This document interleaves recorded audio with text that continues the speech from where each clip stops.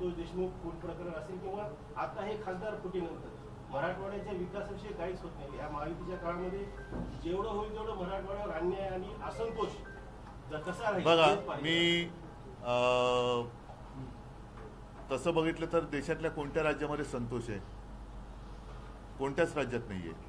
आणि मी ज्या वेळेला मला मुख्यमंत्री पदाची जबाबदारी स्वीकारावी लागली होती त्या 2.5 वर्षाच्या काळात माझ्याकडनं जे जे काय करता येणं शक्य होतं ते मी करण्याचा प्रयत्न केला आणि करत होतो. दुर्दैवाने सरकार पाडलं गेलं गद्दारी करून. कारण मी म्हणेन की आमचं सरकार चांगलं काम करत होतं, ते यानं बघवलं नाही. कारण यांचं कसं आहे की लोकांना झुंजवत ठेवायचं, मराठेतर करायचं, जातीपातीत संघर्ष निर्माण करायचा आणि सुखनेव सत्ता भोगायची. हे या महायुतीचं आता सत्ता भोगण्यामागचं गुपित आहे. आणि म्हणून तुम्ही पाहत असाल की आज पेपर फुटत आहेत, मंत्री फुटत आहे, आपलं खासदार फुटत आहेत, सगळं फुटाफुटीत चाललेली आहे. पण कोणी कोणाकडे बघायला तयार नाही आहे. तिकडे जंतर मंतरला सगळे तरुण जमलेत. राज्यामध्ये आता काल सुद्धा TETचा पेपर फुटलेला आहे. सगळं म्हणजे कोण अंधाधुंद चाललेली आहे. कोणी तसा आनंदी या राज्यात दिसत नाही आहे. राम मंदिर मधून जी काही रक्कम चोरीला गेली त्यानंतर देखील सरकार कुठेतरी सिरियस दिसत नाहीये. कारण तो त्यांनी धंदा केला. म्हणजे त्यांनी, मी दुर्दैवाने हा शब्द सारखा वापरेन कदाचित, कारण परिस्थितीच तशी आलेली आहे की प्रभू श्रीराम राम मंदिर हे आमच्या सगळ्यांचं आणि आपल्या सगळ्या हिंदूंचं एक श्रद्धास्थान आहे. तिकडे यांनी मंदिर नाही तर मग मी असं नाईलाजाने म्हणेन दुकान उघडले की काय, की रामाच्या नावाने यांनी काय धंदा सुरू केलाय की काय. कारण अनेक जणांनी त्याच्या मागे कारसेवकांचे बळी गेलेले आहेत, जीव दिलेले आहेत. अनेकांना तिकडे जो काही बेसुमार लाठीमार वगैरे झाला होता, गोधरा हत्याकांड झालं, अहमदाबाद झालं, हे सगळं जे काही घडलं ते कशासाठी घडलं तर तिकडे एक पवित्र राम मंदिर उभं राहावं, प्रभू श्रीरामचंद्राची जी जन्मभूमी आहे तिकडे अभिमान वाटावा असं मंदिर उभं राहावं. पण त्या मंदिराच्या आडून जे काहींचे धंदे चाललेत ते अत्यंत घृणास्पद आहे. आणि मला असं वाटतं की मंदिर वही बनाएंगे, आता त्याचा अर्थ कळतोय की कशासाठी मंदिर बनवायचं होतं, आम्हाला ते होतं. आणि काल सुद्धा मी त्याचा ओझरता उल्लेख केला की स्वतः शिवसेना प्रमुखांनी सुद्धा दौरे केलेत. ते शिलापूजन संभाजीनगरमध्ये केलेलं मराठवाड्यात, तेव्हा प्रमोद महाजन सोबत होते, इतर सगळे सोबत होते. एक भारावलेला तो काळ होता. त्याच्यानंतर 92-93 साल हे जे काय घडलं, मुंबईमध्ये दंगली घडल्या, बॉम्बस्फोट झाले, हे सगळं लोकांनी का भोगलं? मग कशासाठी भोगलं होतं? तर हे सगळे हिंदू विसरू शकत नाही. आणि ही हिंदुत्वाची गद्दारी आहे. मी सातत्याने जे सांगतोय की नुसती ही तर वरवरची झाली, आमदार खासदार फोडणं ही गद्दारी, त्याचा फडशाप काय पाडायचं तो मतदार पाडतील. पण राम मंदिरामधनं जे काय दानपेटीतनं किंवा इतर काही जी काही चोरी चालली आणि त्याचे जे काय मामले उघडकीस येत आहेत ते बघितल्यानंतर ही हिंदूंशी केलेली गद्दारी आहे, हिंदुत्वाशी केलेली गद्दारी आहे.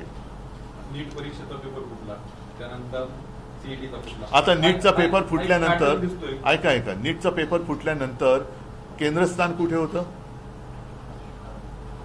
महाराष्ट्रामध्ये. म्हणजे ही लाजिरवाणी गोष्ट आहे.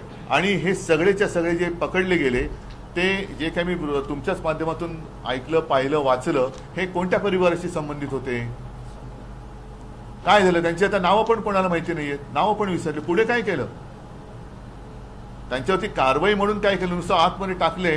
पण मला 100% माहिती आहे की ते एका विशिष्ट परिवाराशी जर ते संबंधित असतील, जे मी प्रसारमाध्यमातून पाहिलं आणि वाचलं, तर हे विनासाहेब बाहेर पडतील आणि पुन्हा हे पेपर फोडायला मोकळे. म्हणजे काल TETचा पेपर तर 1.5 कोटीला विकला जाणार होता, ठाणे जिल्ह्यात फुटला. आता ठाणे जिल्हा काय तुम्ही करणार? कुठे पेपर फुटतायत, मंत्री कुठे आहेत, खासदार फोडतायत. महाविकास आघाडीमध्ये परभणीमध्ये विधान परिषदेच्या निवडणुकीमध्ये काँग्रेसचा उमेदवार पडला. उबाठा नाही, उद्धव बाळासाहेब ठाकरे. कारण ज्यांच्या घशात बाठा अडकतो बाळासाहेबांचं नाव घ्यायला ते उबाठा म्हणतात. तर ते उद्धव बाळासाहेब ठाकरे. बाळासाहेब हे नाव असं घेऊ शकत नाहीत. बाळासाहेबांचे जे विचार मानतात त्यांच्या घशात बाळासाहेबांचं नाव घेताना बाठा अडकायचं कारण नाहीये. आणि ज्यांच्या घशात बाठा अडकतो त्यांना त्यांचं ऑपरेशन केलं पाहिजे. विधान परिषदेच्या निवडणुकीमध्ये कारण हे बहुतेक सगळे एसनशी आहेत ना, ते असं म्हणतात. एसनशी गट जो आहे गद्दार, एसनशी म्हणजे त्यांच्या नावातच शी आहे. महाविकास आघाडी जी एकत्र आहे, महाविकास आघाडीच्या उमेदवारामध्ये परभणी स्थानिक विधान परिषदेमध्ये एक उमेदवार राहिला, काँग्रेसच्या उघड टाकला आणि सगळी काँग्रेस त्यांच्या बाजूने उभं टाकली, त्याच्यामुळे आपला उमेदवार पडला. आता ह्या सगळ्या गोष्टी नाही सांगतो तुम्हाला, ह्या सगळ्याचा अनुभवाचा एक कुठेतरी आढावा घ्यायला पाहिजे. आणि मी एक 15-20 दिवसापूर्वी इंडिया आघाडीची बैठक झाली, त्याच्यामध्ये मी आणि संजय राऊत ऑनलाईन उपस्थित होतो.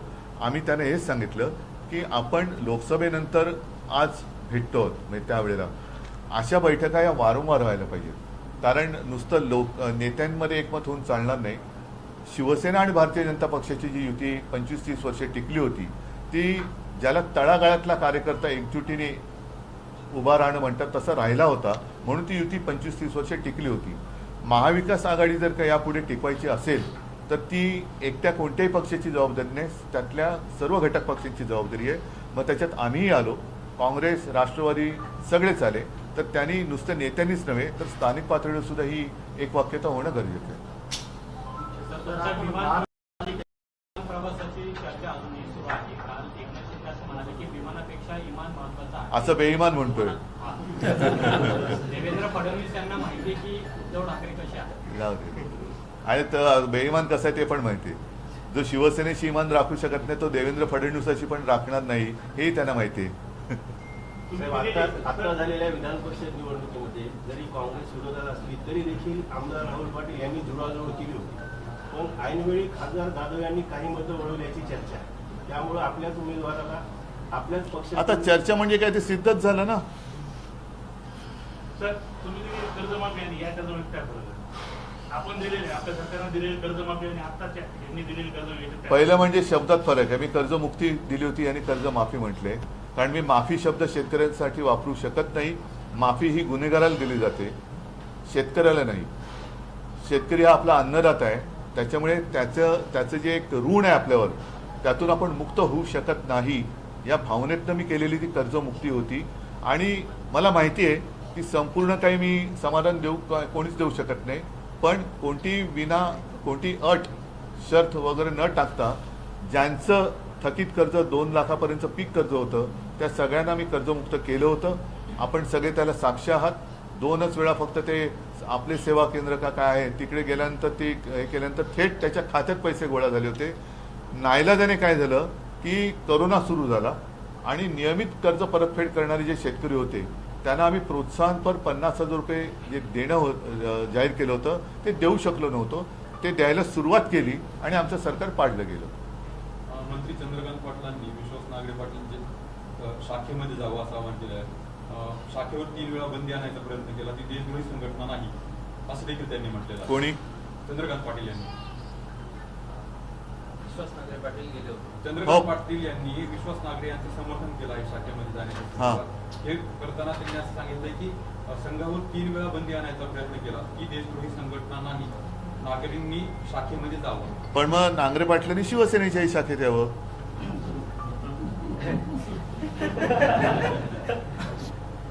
वल्लभभाई पटेलांनी बंदी आणली होती. वल्लभभाई पटेलांनी आणली होती, इंदिरा गांधींनी बंदी आणली होती. वल्लभभाई पटेल महत्वाचे. चंद्रकांत पाटीलांना इतिहास थोडासा सांगावा लागेल.